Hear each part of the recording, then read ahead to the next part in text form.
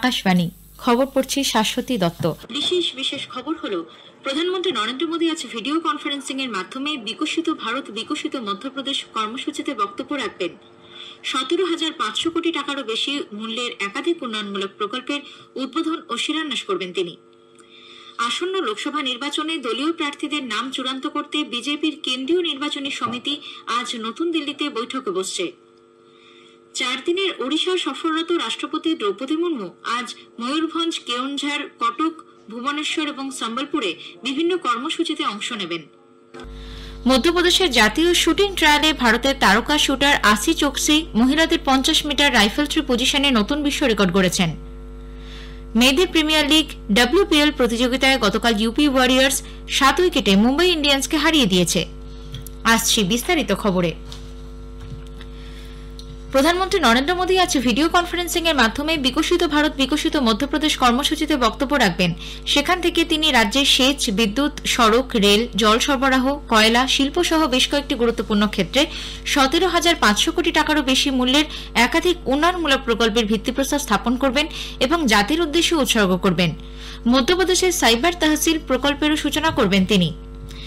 প্রধানমন্ত্রী আজ মধ্যপ্রদেশে 5,500 কোটি টাকারও বেশি মূল্যের সেচ প্রকল্পের শিলান্যাস করবেন।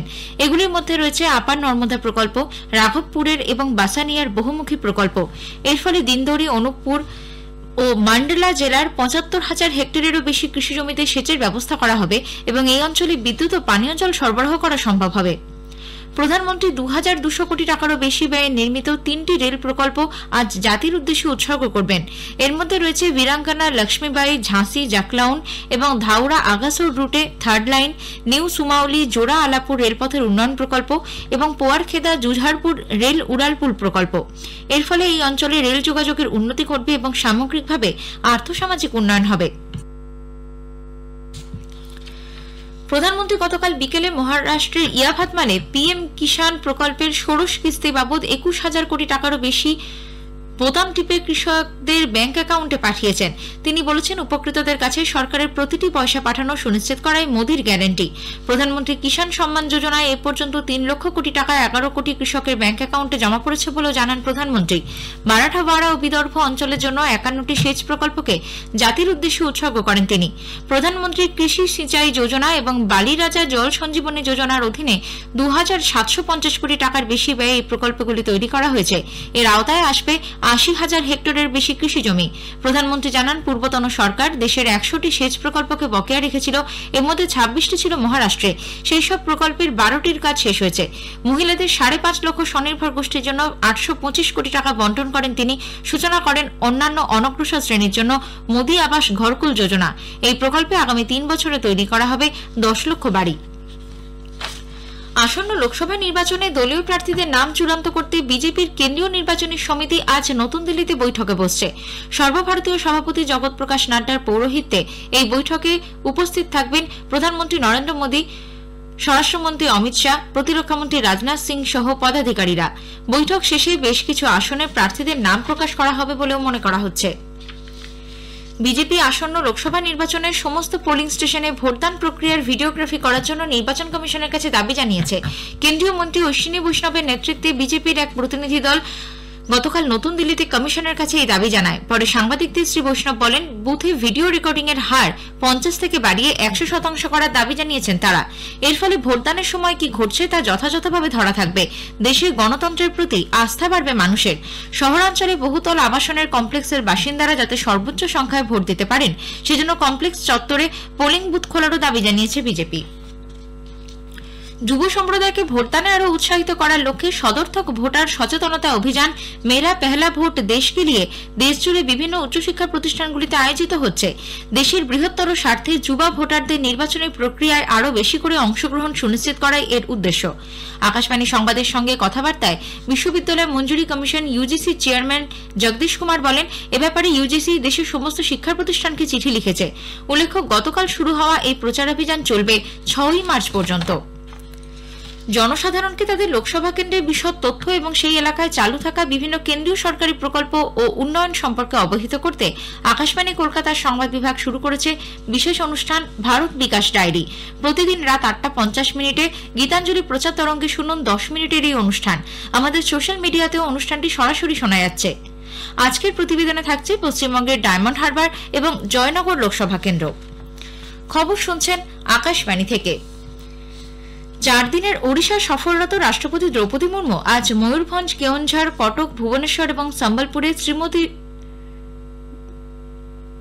সম্বলপুরে বিভিন্ন কর্মসূচিতে অংশ নেবেন। ময়ূরভঞ্জের রায়রঙ্গপুরে কেন্দ্রীয় সরকারের একটি হলিডে হোম ছাড়াও একগুচ্ছ সড়ক প্রকল্পের শিলান্যাস করবেন তিনি। এই অনুষ্ঠানে তিনি বারসাহিতে একটি একলব্য আদর্শ আবাসিক বিদ্যালয়ের উদ্বোধন করবেন। ভুবনেশ্বরে উৎকল বিশ্ববিদ্যালয়ের 53তম সমাবর্তনেও আজ উপস্থিত থাকবেন শ্রীমতী মুর্মু। ঝাড়খণ্ডের রাঁচি থেকে গত সন্ধ্যায় ভারতীয় বায়ুসেনার হেলিকপ্টারে নিজের জেলা ময়ূরভঞ্জে পৌঁছলে রাষ্ট্রপতিকে স্বাগত জানান ওড়িশার রাজ্যপাল রঘুবর দাস, কেন্দ্রীয় মন্ত্রী বিশ্বেশ্বর টুডু সহ বিভিন্ন বরিষ্ঠ আধিকারিকেরা। এরপর রাষ্ট্রপতি খিচিংয়ের কিচকেশ্বরী মন্দিরে পুজো দেন। রাষ্ট্রপতি হওয়ার পর এটি তার প্রথম তীর্থ দর্শন। পশ্চিমবঙ্গের উত্তর 24 পরগনার সন্দেশখালী কাণ্ডে মূল অভিযুক্ত তৃণমূল কংগ্রেস নেতা শেখ শাহজাহানকে গ্রেপ্তার করেছে পুলিশ। 56 দিন নিখোঁজ থাকার পর গত রাতে তাকে সরবেরিয়ার আকুঞ্জিপাড়া থেকে গ্রেপ্তার করা হয় বলে জানা গেছে। আজ তাকে বসিরহাট আদালতে তোলা হবে। ঝাড়খণ্ডের জামতারা জেলায় কালাজুরিয়া হল্টের কাছে ট্রেনের ধাক্কায় কমপক্ষে 12 জনের মৃত্যু হয়েছে। গুরুতর জখম হয়েছেন বেশ কয়েকজন। প্রাথমিকভাবে পাওয়া খবর অনুযায়ী অঙ্গ এক্সপ্রেসের চালক ধোঁয়ার মতো ধুলো উঠতে দেখে আগুন লেগেছে ভেবে ট্রেন থামিয়ে দেন। সেই সময় হুড়মুড় করে নেমে আসেন বেশ কয়েকজন যাত্রী। পাশের সমান্তরাল লাইন ধরে ছুটে আসছিল ঝাঝা আসানসোল মেমু লোকাল। সেই ট্রেনের নিচে কাটা পড়েন অনেকে। খটপট পেয়ে ঘটনাস্থলে ছুটে যায় পুলিশ, রেলকর্তা এবং চিকিৎসক দল। পূর্ব রেলের মুখ্য জনসংযোগ আধিকারিক কৌশিক মিত্র জানিয়েছেন, এ ব্যাপারে তদন্ত কমিটি গঠন করেছে রেল। রাষ্ট্রপতি দ্রৌপদী মুর্মু ও প্রধানমন্ত্রী নরেন্দ্র মোদী ঝাড়খণ্ডের জামতারা জেলার ভয়াবহ এই ট্রেন দুর্ঘটনায় এতজনের প্রাণহানিতে শোক প্রকাশ করেছেন। সোশ্যাল মিডিয়া পোস্টে তারা নিহতদের শোক সন্তপ্ত পরিবারের প্রতি সমবেদনা জানান এবং আহতদের দ্রুত আরোগ্য কামনা করেন। ভারতের বাণিজ্য মন্ত্রী পীযূষ গোয়েল বিশ্ব বাণিজ্য সংগঠন WTO-তে আস্থা ফিরিয়ে আনার প্রতি জোর দেওয়ার আহ্বান জানিয়েছেন। WTO-তে গৃহীত সিদ্ধান্তগুলি যাতে কার্যকরভাবে বাস্তবায়িত হয় তাও নিশ্চিত করতে বলেছেন তিনি। পাশাপাশি 2019-এর ডিসেম্বর মাস থেকে নিষ্ক্রিয় হয়ে থাকা আপিল সংস্থাকে ফের কার্যকর করে তোলার উপর জোর দেন তিনি। মন্ত্রী বলেন, ভারত একটি শক্তিশালী বিরোধ নিষ্পত্তি ব্যবস্থার পক্ষে। আন্তর্জাতিক বাণিজ্য ক্ষেত্রে স্বচ্ছতা বজায় রাখার জন্য এটি অপরিহার্য। 2024 সালের মধ্যে সম্পূর্ণ ও সুষ্ঠু বিরোধ নিষ্পত্তি ব্যবস্থা গড়ে তোলার পক্ষে আলোচনা চালিয়ে নিয়ে যাওয়ার জন্য সকল সদস্য রাষ্ট্রকে তিনি অনুরোধ জানান। এদিকে ভারত ও দক্ষিণ আফ্রিকা WTO-তে চীনের নেতৃত্বে একটি প্রস্তাব সাফল্যের সঙ্গে রুখে দিয়েছে। Investment facilitation development agreement IFD নামে চলতি মন্ত্রী পর্যায়ের বৈঠকে প্রস্তাবটি আলোচিত বিষয়সূচিতে জায়গা পাবে না। ভারত বেশ কয়েকটি কারণে IFD-তে আপত্তি তুলেছে। প্রথমত, IFD WTO-র আওতার বাইরে। দ্বিতীয়ত, আনুষ্ঠানিক চুক্তির কোনো শর্ত এতে মেনে চলা হয় না। মধ্যপ্রদেশের জাতীয় শুটিং ট্রায়ালে ভারতের তারকা শুটার আসি চোকসি মহিলাদের 50 মিটার রাইফেল 3 পজিশনে নতুন বিশ্ব রেকর্ড গড়েছেন। তিনি মোট 597 পয়েন্ট অর্জন করেন। এর আগে এই রেকর্ড ছিল 596 পয়েন্টে। পুরুষদের 10 মিটার এয়ার রাইফেলে অর্জুন বাবুটা জয় পেয়েছেন। তাঁর সম্মিলিত পয়েন্ট 252.5। দ্বিতীয় স্থানে আছেন কার্তিক সাবারি রাজ। উল্লেখ্য, জাতীয় ট্রায়ালে প্রথম 5 জন শুটার অলিম্পিকের চূড়ান্ত নির্বাচনী প্রতিযোগিতায় প্রতিদ্বন্দ্বিতা করবেন। মেয়েদের প্রিমিয়ার লিগ WPL প্রতিযোগিতায় গতকাল ইউপি ওয়ারিয়র 7 উইকেটে মুম্বাই ইন্ডিয়ান্সকে হারিয়ে দিয়েছে। জয়ের জন্য 162 রানের লক্ষ্যমাত্রা নিয়ে খেলতে নেমে উত্তরপ্রদেশ 16 ওভার 3 বলে 3 উইকেট হারিয়ে প্রয়োজনীয় রান তুলে নেয়। কিরণ নাভগিরে 57 রান করেছেন। প্রতিযোগিতায় আজকের খেলায় রয়্যাল চ্যালেঞ্জার্স ব্যাঙ্গালোর খেলবে দিল্লি ক্যাপিটালসের বিরুদ্ধে। খেলা শুরু হবে সন্ধ্যা 7:30টায়। দিল্লি ওপেন টেনিসের পুরুষদের ডাবলসের কোয়ার্টার ফাইনালে নীতিশ কুমার সিনহা এবং মনীষ সুরেশ কুমারের ভারতীয় জুটি আর জার্মানির মার্ক ওয়ালনার এবং জ্যাকবস কেনেতার মুখোমুখি হবেন। খেলা শুরু হবে ভারতীয় সময় দুপুর 1:40। অপর ম্যাচে ভারতের অর্জুন কাঢে এবং জীবন নেদুন চেজিয়ান আজ খেলবেন ফ্রান্সের কনস্টান্টিন বিত্তুয়ন কোলসমাইন এবং ম্যাক্সিম জানভিয়ারের বিরুদ্ধে। খেলা শুরু হবে দুপুর 3টে। জার্মান ওপেন ব্যাডমিন্টন প্রতিযোগিতায় ভারতের আকর্ষী কাশ্যপ এবং সতীশ কুমার করুণাকরন দ্বিতীয় রাউন্ডে পৌঁছেছেন। মেয়েদের সিঙ্গলসে আকর্ষী গতকাল ইউক্রেনের পোলা বুরোভাকে পরাজিত করেন।